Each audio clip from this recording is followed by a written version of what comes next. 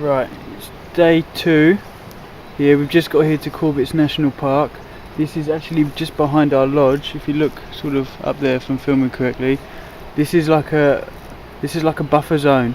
Like it's like an area of the park where there's no fences, but the people are allowed to come in, and they can take firewood and they can take grass and things like that.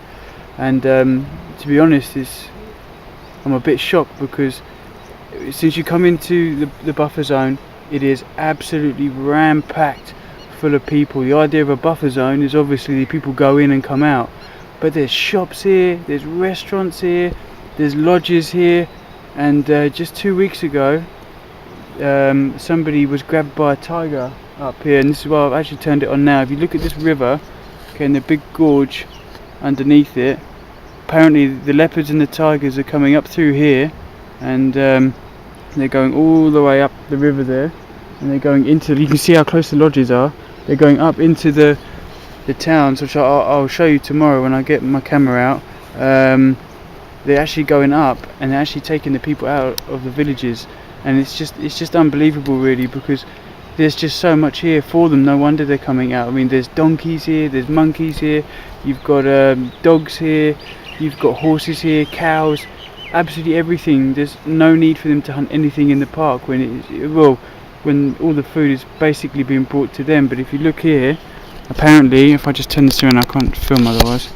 Yeah, here's the cliff top by the river. There's so much life here. There's so many birds and fish, and it's unbelievable. But if you look up the top there, this is where the leopards and the tigers are coming down, and apparently they're walking along here every 2 weeks. Well, not every 2 weeks, but they're walking along here, and yeah, they're going up into the town, and they're taking the people. So, rule of thumb, you know, these animals usually sort of patrol about twice a week, or they'll come past an area if it's in the territory about twice a week. So I'm going to sit here for a few hours, and I'm going to see if anything comes down at the gaps here, and just make sure nothing pops up behind me here, because they're coming up right behind me. But it really is just unbelievable, the amount of people here, and even here for the walk, because we're here for the charity walk as guests. The villagers here, you know, we've actually been warned about them, saying that they're violent towards this sort of thing because they don't want the animals here. So, I mean, I've only been in India 2 days, and we spent the first day in Delhi, and we learned a lot about the people, talking to them, and literally off the plane, we didn't even go to the hotel room, we just stayed right here. But to actually leave Delhi, and I mean, obviously, you don't come into it narrow-minded. You know it's going to be rubbish, and you know there's going to be problems. But literally, I've driven 8 hours and come to this national park. I've not even got into the national park yet. Just the buffer zone where the people are meant to go out and come in. And I'm absolutely shocked. I'm completely shocked that there are so many people living in the park. I'm just not surprised there's a problem. Just not surprised there's a problem at all. And you can see there's kids and everything here. Like, no wonder the leopards are coming in, just pinching people. You know, so yeah, we do the walk in 2 days' time. We've got to go and meet some of the forestry people and stuff like that tomorrow. But it's not too hot here. It's quite hot, but it's not too hot. You can see the river's very low.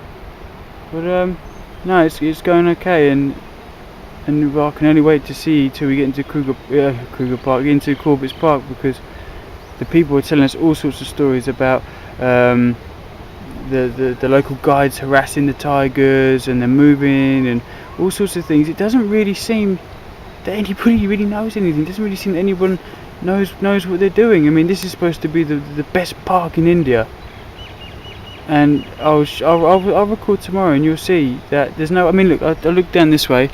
There's a bridge down there, and there's people fishing and swimming, early dusk.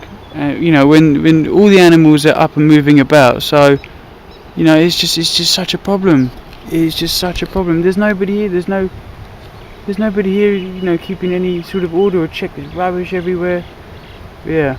So yeah, we'll carry on to a couple of days, and we'll see what else we've got. It's only the start. But it would be wrong if I didn't give you my first impression straight away, which I think everybody who's been here is unanimous on.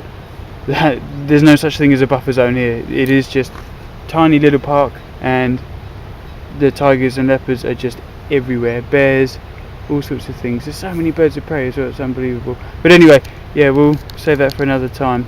So ciao.